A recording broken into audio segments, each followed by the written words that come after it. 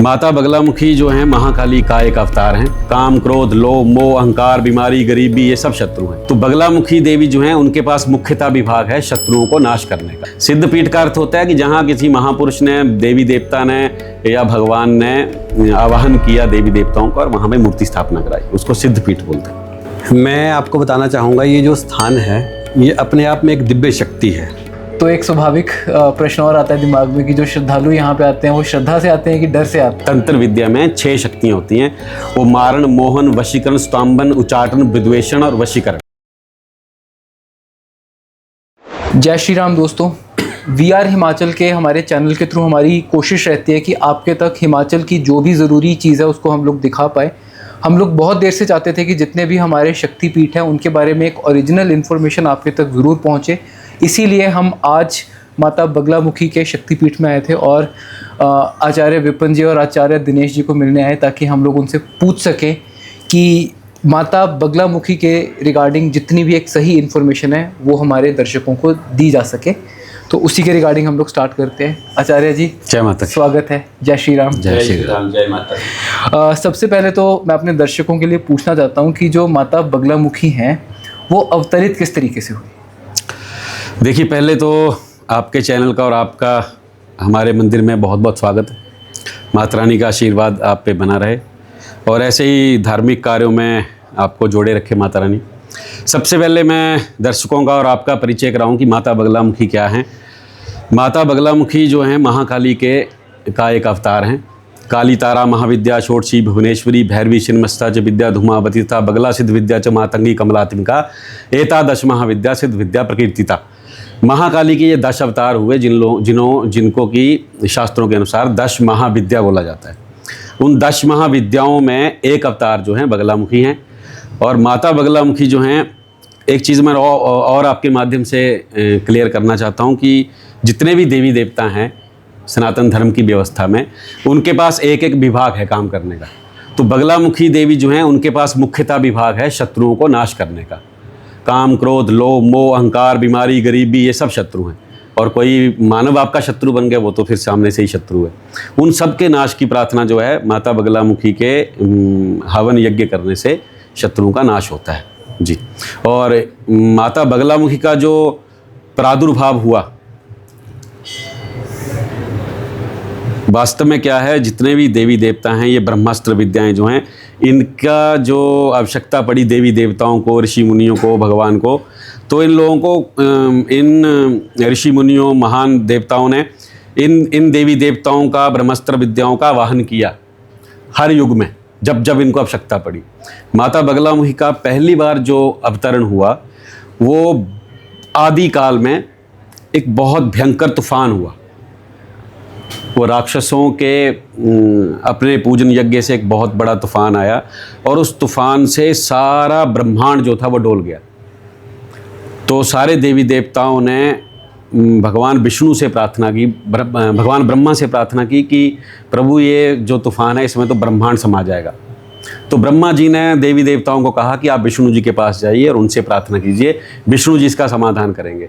तो भगवान विष्णु ने देवताओं की प्रार्थना करने के बाद सौराष्ट्र प्रदेश में, सौराष्ट्र प्रदेश जो है आज का गुजरात है, वहाँ हरिद्रा नामक सरोवर के समीप बैठकर माता बगलामुखी का आवाहन किया। ये स्तंभन की देवी भी हैं। स्तंभन का मतलब होता है किसी चीज़ को एकदम से रोक देना। तो विष्णु भगवान की आवाहन करने पर माँ बगलामुखी जो हैं उस हरिद्रा नाम के सरोवर से पहली बार अवतरित हुई थी। तो हरिद्रा नाम सरोवर से जब अवतरित हुई तो उनके सारे वस्त्र जो थे वो हल्दी के रंग से पीले हो गए थे, इसलिए इनको पीताम्बरा भी कहते हैं जी। आचार्य जी, एक कहानी और निकल के आती है इसके अंदर जो जगह जगह से हम लोग सुनते हैं कि एक असुर था, त्रिखासुर, जिसने ब्रह्मा जी से वरदान लिया था कि त्रिदेव की कोई भी शक्ति उनके ऊपर काम नहीं करेगी। और ये जो आपने बवंडर की बात की है, ये बवंडर उसका किया धरा था जिसको कोई भी रोक नहीं पा रहा था। तो उससे नवग्रह भी कहते हैं कि सारे के सारे संकट में आ गए थे, इसलिए फिर ब्रह्मा जी ने और विष्णु जी ने फिर आवाहन किया था। तो क्या ये जो कहानी है ये सच है? देखिए, माँ बगलामुखी के बारे में मैंने आपको पहले बोला कि ये जो ब्रह्मास्त्र विद्याएं हैं इनका आवाहन हर युग में बहुत बार हो चुका है। पहला अवतरण तो मैंने आपको बताया कि सौराष्ट्र प्रदेश में माता बगलामुखी का हुआ है। माता बगलामुखी के परिचय में बहुत सारी कहानियाँ हैं। तो ये वाली जो दानव वाली कहानी है, ये कहीं शास्त्रों में मैंने आज तक पढ़ी नहीं है। ये दंत कथाओं में भी हो सकती है।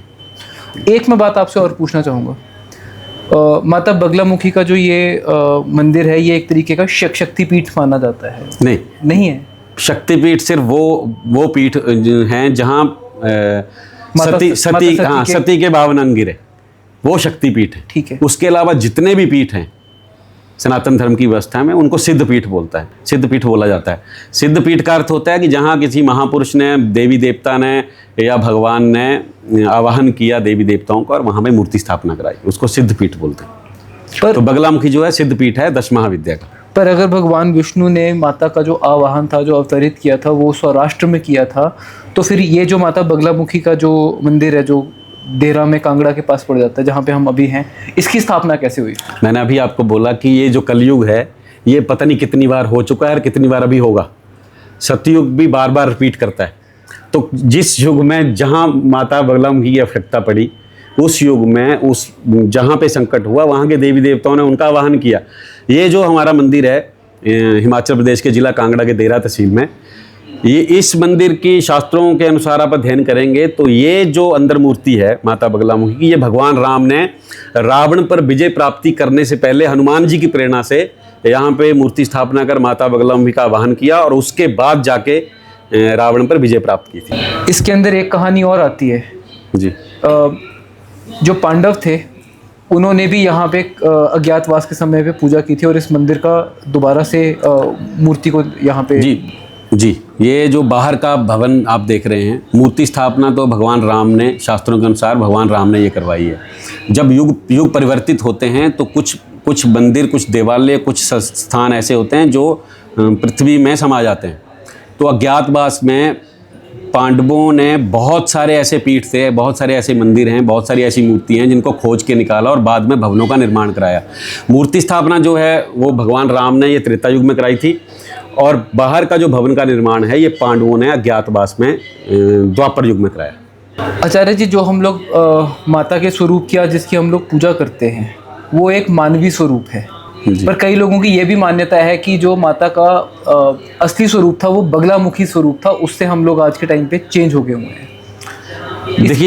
देखिए ये कुछ विद्वानों ने बगलामुखी नाम के कारण ही माता को बगुले के साथ जोड़ दिया। ठीक है, बगलामुखी का शाब्दिक अर्थ है जिसका मुख बगले जैसा है, वो माँ बगलामुखी। तो माँ का जो मुख का स्वरूप है वो कुछ बगले की तरह दिखता है, इसलिए वो बगलामुखी है। तो बगले के स्वरूप में नहीं थी वो, उनका मुख बगले जैसा है, इसलिए उनको बगलामुखी बोलते हैं। माता बगलामुखी की 3 मुख्य शक्तियाँ मानी जाती है, जिसके अंदर से एक है स्तंभन, दूसरी है मोहन और तीसरी है उच्चाटन। उसके बारे में थोड़ा सा बताइए हमें। देखिए, बगलामुखी जो हैं तंत्र की देवी हैं। तंत्र के जितने भी देवी देवता हैं उनकी तीन शक्तियाँ नहीं होती, सिर्फ उनकी 6 शक्तियाँ होती हैं। तंत्र विद्या में 6 शक्तियाँ होती हैं। वो मारण, मोहन, वशीकरण, स्तंभन, उच्चाटन, विद्वेषण और वशीकरण। इस तरह से 6 कर्म, इस 6 कर्म विधान को ही तंत्र विधान बोला जाता है। इनके बारे में थोड़ा सा और बता सकते हो आप? ये तो बहुत सिंपल है, नाम के अनुसार ही ये क्रियाएं आपको फल देती है। मारण वाली मारण के हिसाब से है, स्तंभन वाली स्तंभन के हिसाब है, वशीकरण, उच्चाटन, वशीकरण, सम्मोहन, जो जैसे जैसे इनके नाम है, शाब्दिक अर्थ हैं, वैसा वैसा ही ये तांत्रिक विधियाँ जो है आपको फल प्रदान करती है। पर जैसे कुछ अब इसके अंदर जो माता की शक्तियाँ हैं वो हम लोग उसका इस्तेमाल नहीं कर सकते और इवन मना भी किया जाता है कि अगर उसका आप गलत चीज़ के लिए आप प्रयोग करोगे तो वो आपके ऊपर उल्टा असर भी कर सकती है उस चीज़। देखिए, ये तंत्र की जो मैंने आपको 6 शक्तियाँ बताई, ये द्वापर त्रेता में तो संपूर्ण कार्य सिद्ध होते हैं। कलयुग में आपको इन सारी शक्तियों के नाम के अनुसार फल लेने के लिए बहुत सारी श्रद्धा, बहुत सारी मेहनत और बहुत सारे अध्ययन की आवश्यकता है। कलयुग में ये सबके बस की बात नहीं है कि इन सारे 6 कर्मों के विधान से आप फल प्राप्त कर पाएँ। इसके लिए बहुत विद्वान आदमी की आवश्यकता है और आपकी श्रद्धा जो है वो उस पर निर्भर करता है। आचार्य जी, जो माता बगलामुखी की जो मूर्ति है उसके अंदर उनके एक हाथ में मुद्गर है, एक हाथ में उनके जिवा है। ये जो उनकी मैंने शक्तियों की आपके साथ बात की थी, वशीकरण आपने बताया, मारण बताया, फिर स्तंभन है, मोहन है और उच्चाटन विद्या है, ये सब उसके प्रतीक माने जाते हैं। थोड़ा सा उसके बारे में बताएंगे हमें? देखिए, माँ बगलामुखी जो हैं वो उनका जो शत्रु पर विजय प्राप्ति करने का एक तरीका है प्रहार करने का, वो हर देवी देवता का ऐसा है। तो बगलामुखी के लिए भी जैसे उनका आवाहन या ध्यान मंत्र में आता है कि मध्य सुधावधि मणिमंडप रत्न वेद्याम सिंहासनों परिगताम परिपीत वर्णाम पीताम्बराभरण माल्याम विभूषितांगिम देवीम समरामि धृतमुद्गरवैरी जीभाम अग्रमादाय करेण देवी वामेन शत्रुन परिपीडयन्तिम गधा विघातेन च दक्षिणेन पीताम्बराढ्याम द्विभुजाम नमामि। तो उसका ही अर्थ निकल के आता है कि जब हम कोई शत्रु हमें परेशान कर रहा है, जब हम उससे बहुत तंग आ गए और जब हम पूरी श्रद्धा के साथ, निष्ठा के साथ किसी विद्वान के सहयोग से माता बगलामुखी का आवाहन ध्यान करते हैं, तो बगलामुखी जब आपकी पूजा से प्रसन्न होती हैं तो आपके शत्रु पर कैसे प्रहार करती हैं, तो इस श्लोक में सारा वही वर्णन है। तो माता बगलामुखी शत्रु की जीभा के अगले भाग को बाहर खींच के और दूसरे हाथ से गदा से प्रहार करके उसका सर्वनाश करती है। आचार्य जी, जो माता बगलामुखी का ये मंदिर है, यहाँ पर प्राथमिकता से होता क्या है? हम लोग सुनते हैं कि यहाँ पे शत्रुनाश वगैरह के लिए आते हैं, पर आप ज़्यादा अच्छे तरीके से बता सकते हैं भक्तों के लिए। जी, मैं आपको बताना चाहूँगा, ये जो स्थान है ये अपने आप में एक दिव्य शक्ति है। जिस स्थान पे ज़्यादा लोग जाते हैं, ज़्यादा पूजा पाठ हवन यज्ञ होते हैं, वो स्थान ऑटोमेटिकली एक दिव्य रूप में उजागर हो जाता है। आप पूरे ब्रह्मांड में कोई भी स्थान देख लीजिए, जहाँ पे ज़्यादा लोगों का तांता लगेगा, जहाँ पे ज़्यादा लोग पूजा पाठ हवन करेंगे, वो अपने आप में एक अद्भुत शक्ति के रूप में आ जाता है। तो आपने पूछा कि इस स्थान पे होता क्या है। आपका जो प्रश्न है उसका सामान्य रूप से उत्तर ये हुआ कि यहाँ पे हर प्रकार की वो क्रिया होती है जो कि मानव जीवन में आगे बढ़ने के लिए ज़रूरी होती है। हर प्रकार के यहाँ पे कर्म किए जाते हैं, पूजा के द्वारा माँ को प्रसन्न किया जाता है और माता की पूजा करके उस हर प्रकार के कार्य को किया जाता है जिससे कि इंसान आगे बढ़ सके। इसमें तंत्र मंत्र भी होता है, हवन भी होता है? जी, निश्चित रूप से हवन होते हैं, तंत्र मंत्र यंत्र सब कुछ होता है। यहाँ पे तंत्र विधि से भी पूजा की जाती है और यहाँ पे यंत्र निर्माण भी किया जाता है। और एक बात और आपको बता दूं कि हमारा जो ये स्थान है, जब आप मंदिर में जाओगे अंदर तो वहाँ देखोगे कि पूरा वो यंत्र पे बना हुआ है। तो यहाँ पे यंत्र साधना भी की जाती है। समय समय के अनुसार उपयुक्त लोगों के द्वारा हर प्रकार की पूजा यहाँ पे की गई और आदिकाल से की जा रही हैं। अब लोगों का जमावड़ा बढ़ गया। कोई जो गुप्त रूप से तंत्र की पूजाएँ हैं वो गुप्त रूप से की जाती हैं, उसको हम सामने उजागर नहीं कर सकते, लेकिन ये अटूट सत्य है कि यहाँ पे तंत्र पूजा भी की जाती है। आचार्य जी, मैं समझना चाहता हूँ, हम तंत्र साधना किसको बोलते हैं, यंत्र साधना किसको बोलते हैं, और उसमें हवन की क्या भूमिका है? थोड़ा सा अगर आप समझाओगे। अगर आप ये सोचो कि मेरे को बिल्कुल भी नहीं पता इस चीज़ के बारे में, तो कैसे समझूंगा? जो तंत्र आपने पूछा, तंत्र एक तकनीक ही है, एक साधन है, रास्ता है उस लक्ष्य को पहुंचने के लिए। उस रास्ते में कुछ तामसिक प्रयोग किए जाते हैं, उसको हम तंत्र बोल सकते हैं। उसकी जो विधि होती है वो अलग विधि होती है, एक स्पेसिफिक पार्ट है जो कि तंत्र में, लेकिन उसको कैमरे के सामने उजागर नहीं किया जा सकता। अब यंत्र के बारे में आपको बताना चाहूँगा। यंत्र एक निर्मित होता है, हस्त निर्मित होता है। जैसे यंत्र होते हैं हमारे, इसमें भोजपत्र पे अनार की कलम से पंच यंत्र के द्वारा उस पर यंत्र बनाया जाता है और उसमें उस यंत्र में जान फूंकने के लिए उस पर मंत्र किए जाते हैं, हवन किया जाता है, उसमें जान फूंकी जाती है, इससे यंत्र निर्माण होता है। और मंत्र जो होते हैं वो आप देख रहे होंगे हमारे पास 36 यज्ञशालाएँ बनी हुई हैं। तो 36 यज्ञशालाओं में आप देख रहे होंगे हमारे ब्राह्मण जन जो हैं वो यहाँ पे हवन कर रहे हैं। हवन अलग अलग विधि से अलग अलग कामना के लिए, अलग अलग कार्य की सिद्धि के लिए की जाता है। और निश्चित रूप से ये जो हवन होते हैं वो फलीभूत होते हैं और हर क्षेत्र में सफलता को प्रदान करते हैं। आपको यहाँ पे आचार्य की तरह 15 से 16 साल तो हो चुके हैं। आपने कोई ऐसा अनुभव किया जहाँ पे आपको प्रत्यक्ष रूप से लगा हो कि माता बगलामुखी की जो शक्ति है वो सही है? ऐसा कोई वाक्य हमारे को भी बताइए। देखिए, इसका जीता जागता उदाहरण हम खुद ही हैं। हमने जब ये पढ़ाई शुरू की थी तो हम बिल्कुल सामान्य परिवार से आते थे और ये पढ़ाई तब शुरू की थी जब हमें ये लगता था कि हमारे परिवार वाले हमें और कोई पढ़ाई नहीं करवा सकते हैं, और परिवार वाले हमें कोई पढ़ाई नहीं। हमने ये पढ़ाई की, आगे इस बगलामुखी की साधना में पढ़े और बगलामुखी की साधना से आज माँ का अनंत कृपा हमारे के ऊपर है और हमें हर तरफ से यश मान कीर्ति प्राप्त है। बड़े से बड़ा नेता हो चाहे अभिनेता हो, हमारे पास आकर के नतमस्तक होकर माँ की कृपा के लिए हमारे से प्रार्थना करता है और हम उसकी समस्याओं का हल करते हैं। बाकी जो उदाहरण रहे तो मैं आपको दावे के साथ बोल सकता हूँ, बाहर जाइए, जो भी अंदर हमारे हवन होते हैं एक धन्यवाद के हवन होते हैं। तो आप जब बाहर जाएंगे तो आप लोगों को बोलेंगे कि आपने किस चीज़ के लिए हवन कराया, तो लोग बोलेंगे कि हमारी ये कामना फलीभूत हुई है, जो कि माता रानी का साक्षात चमत्कार हुआ है। यहाँ पे आकर के लोगों की आंखों में रोशनी भी आई है और वाणी में जो बंद वाणी थी वो भी खुली है। यहाँ पे आकर के लोगों को ऐसे ऐसे न्याय मिले हैं जिसकी कामना कहीं नहीं की जा सकती। यहाँ पे आकर के लोगों जब कोर्ट कचहरी में जज के सामने जाते हैं तो जज के सामने माता का मानसिक रूप से मंत्र जाप करते हैं और जज साहब जो होते हैं वो उनके हक में फैसला देते हैं। इससे बड़े बड़े चमत्कार आपको जब आप बाहर जाएंगे और हवन में आप देखेंगे तो आपको चमत्कार रूपी लोग यहाँ पे आपको दिन पर दिन मिलते रहेंगे। और हमारे द्वारा भी जब हमारा तप साधना थे, हम साधना करते थे, रात्रिकालीन जो साधना करते थे, तो हमें कई बार माँ का प्रादुर्भाव हुआ है और माँ का मंगल आशीर्वाद उस समय हमें प्राप्त हुआ है। आचार्य जी, हिमाचल के अंदर लोग सनातन धर्म से बहुत ज़्यादा जुड़े हुए हैं। हर कस्बे का, हर गांव का, हर शहर का एक अपना देवता माना जाता है और कई जगह पे अभी भी बलि प्रथा जो है वो चलती है। क्या हमारे इतिहास में माता बगलामुखी के मंदिर में भी कभी ये बलि प्रथा चलती थी? अगर चलती थी तो फिर वो आज के टाइम पे रोक क्यों दी गई है? प्रारंभिक समय में जब आबादी कम होती थी, माँ का प्रादुर्भाव प्रकोत्सव इतना नहीं था, लोग जो कम जानते थे माँ को, तो जो माँ के साधक थे, जो माँ के उपासक थे, ये बात कर रहा हूँ मैं 80 से पहले की, जो हमारे पूर्वजों द्वारा हमें बताई गई है। तो यहाँ पे आकर के लोग अपने साथ उस समय बलि प्रथा की जाती थी, अर्थात बलि दी जाती थी और बाहर भैरवनाथ है उनको भोग लगाया जाता था। लेकिन जैसे जैसे विस्तार होता गया, लोगों का जमावड़ा बढ़ता गया। बलि आज भी दी जाती है जब हम हवन यज्ञ करते हैं। हवन यज्ञ के बाद बलि प्रथा आज भी है, लेकिन उसका हमने थोड़ा सा प्रादुर्भाव करके नारियल की बलि दे देते हैं या नींबू की बलि दे देते हैं। लेकिन बलि आज भी दी जाती है, जो कि प्राचीन समय में जीव की बलि दी जाती थी, अर्थात किसी बकरे की बलि दी जाती थी, किसी मुर्गे की बलि दी जाती थी या और अन्य बलियाँ दी जाती। लेकिन आज हम उसी बलि को चेंज करके हमने वो बलि जो है वो नारियल की बलि और नींबू बलि दे दी है, ताकि वो बलि प्रथा चलती रहे।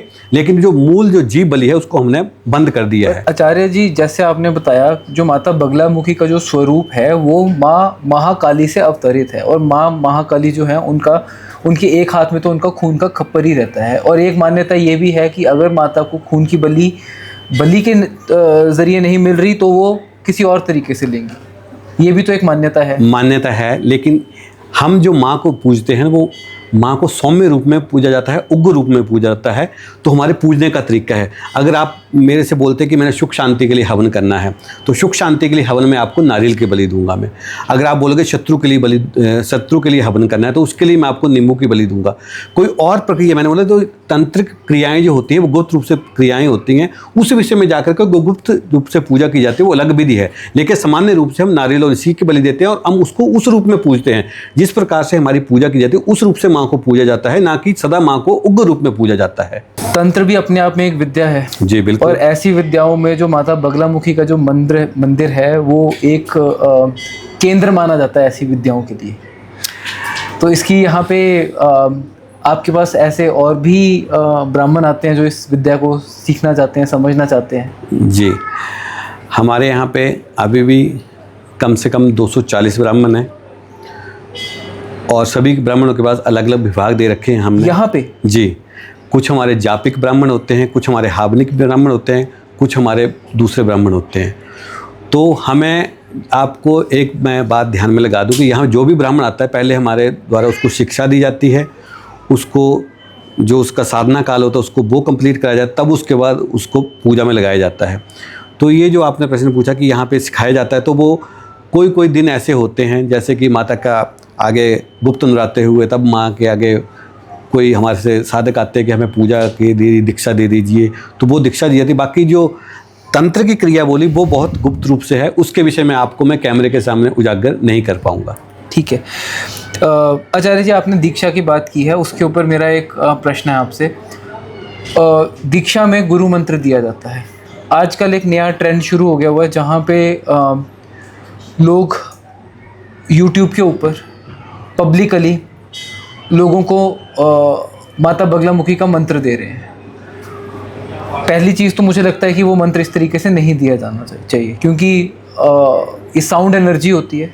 अगर ठीक तरीके से इसकी साधना ना की जाए या गुरु के छत्र छाया से के बिना मिला हो तो उसके एक नेगेटिव इफ़ेक्ट्स भी होते हैं। तो उसके बारे में आप क्या कहते हो? देखिए, ये जो बगलामुखी देवी है ना, ये सर्वप्रथम मैं आपको समझा दूं कि बहुत ही गुप्त विद्या है।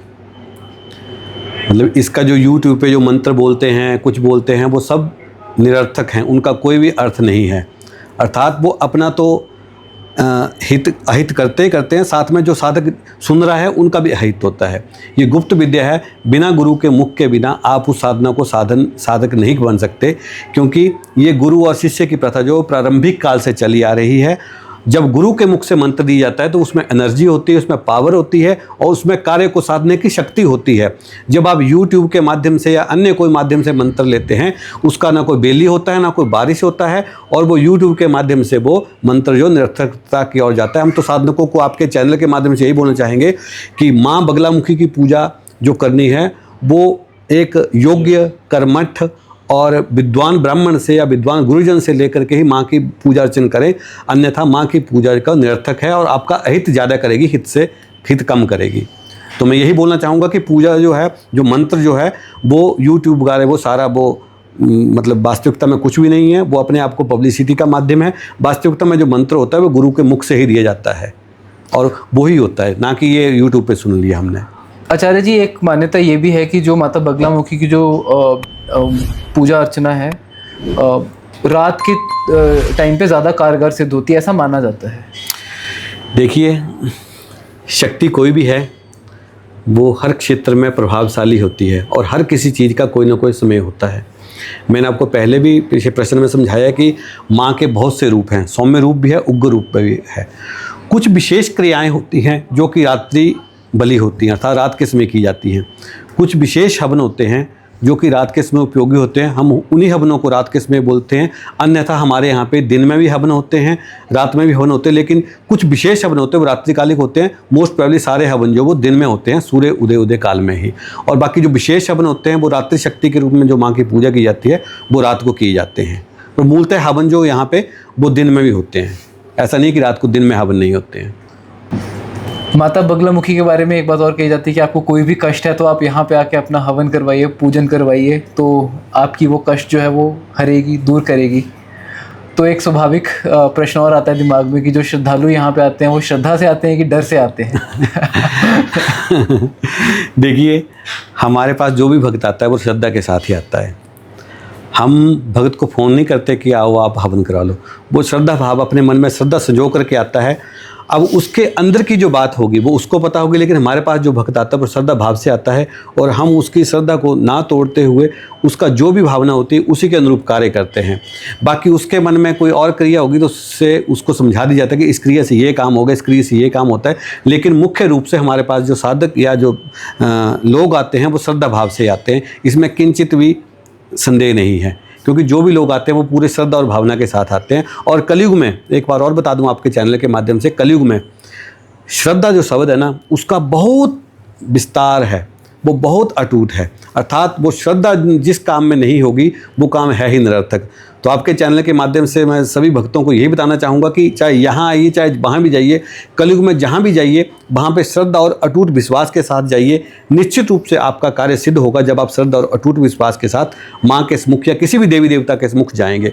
श्रद्धा और विश्वास का कलयुग में बहुत बड़ा महत्व है, पूजा के क्रम में खास करके।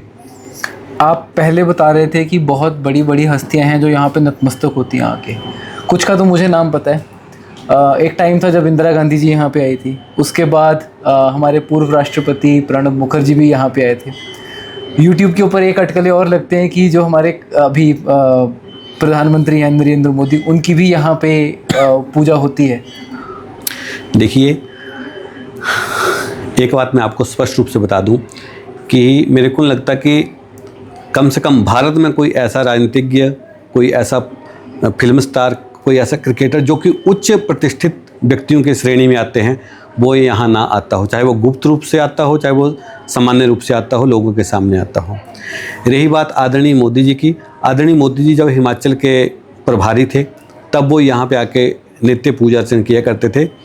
और अब भी कई लोग हमारे पास आते हैं, वैसे तो ये गुप्त प्रश्न, लेकिन बहुत से लोग आते हैं, वो उनके लिए पूजा अर्चना करते हैं और उनके लिए पूजा हवन इत्यादि कराते हैं। तो ये तो सिलसिला चला रहता है, बारंबार चला रहता है। तो यहाँ पे ये मान के चलिए आप कि हर कोई इंसान यहाँ पे चाहे सीधे तौर पे चाहे किसी के माध्यम से आकर के पूजा अर्चना निश्चित रूप से कराता ही है, क्योंकि कलयुग में बगलामुखी देवी ही एक ऐसी विद्या है जो कि किसी भी काम की सार्थकता के लिए प्रदान की गई है। अर्थात कलयुग में बहुत ही सहायी देवी है जो कि हर प्रकार के कार्य को सिद्धि प्रदान करती है। आचार्य जी, आपने हनुमान जी की स्थापना के बारे में बताया कि श्री राम ने उनकी स्थापना की थी। माता शक्ति के जितने स्वरूप हैं, जितने भी पीठ हैं, मंदिर है, वहाँ पे उनके साथ एक भैरव भी होते हैं जी। यहाँ पे भी बाहर एक भैरव की मूर्ति है, थोड़ा सा उसके बारे में बताइए। देखिए, आप किसी भी शक्तिपीठ में किसी भी देवी के मंदिर में जाएंगे, आपको सबसे पहले बाहर द्वार पे ये दो मूर्तियाँ आपको अवश्य दिखेंगी, एक हनुमान जी की और एक भैरवनाथ जी की। ये वास्तव में सारी शक्तियों के, शक्ति तो एक है, उसके अलग अलग रूप है। शक्ति जो है, जो सुप्रीम पावर है देवियों की, उनके ये अंग रक्षक हैं। साधारण भाषा में बोले तो बॉडीगार्ड। ये दो लोग जो हैं वो देवियों के अंग रक्षक हैं। ये आपको हर मंदिर में मिलेंगे। भैरव जी जो हैं वो वास्तव में हर देवी के साथ अलग भैरव हैं, मतलब उनके नाम अलग हो जाते हैं। माता बगलामुखी के जो भैरव हैं उनको आनंद भैरव बोलते हैं और उनका दूसरा नाम बटुक भैरव भी है। तो सामान्यतः भाषा में आप भैरवनाथ ही बोल सकते हैं, लेकिन अगर गहराई में जाएंगे तो माँ बगलामुखी के जो भैरव हैं वो आनंद भैरव हैं और उनको बटुक भैरव भी बोला जाता है। एक इसके साथ मान्यता और भी होती है कि जो भैरव है वो भगवान शिव के अंश माने जाते हैं जी। और ये भी कहा जाता है कि जिस टाइम पे माता शक्ति के जो पिंड थे वो जगह जगह पे गिरे थे, तो तारकासुर नाम का जो असुर था वो उनका नाश करना चाहता था जी। तब उन शक्ति पिंडों की सुरक्षा के लिए भगवान शिव ने अपने भैरव हर जगह पे बिठाए थे। क्या ये कहानी सच है? बिल्कुल सत्य है। मैंने आपको पहले बोला कि देवी के जो मुख्यतः दो अंगरक्षक हैं वो हनुमान जी और भैरवनाथ जी, तो अंगरक्षक ही रक्षा के लिए हमेशा तत्पर रहेंगे। आचार्य जी, बहुत सारी आज जानकारी मिली आपसे। मेरी आज ये ट्राई थी कि जो भी हमारे इस चैनल के थ्रू आपका ये पॉडकास्ट देख रहा है उसको सारी की सारी एक जानकारी मिल सकती। एक लास्ट क्वेश्चन है आपसे जी।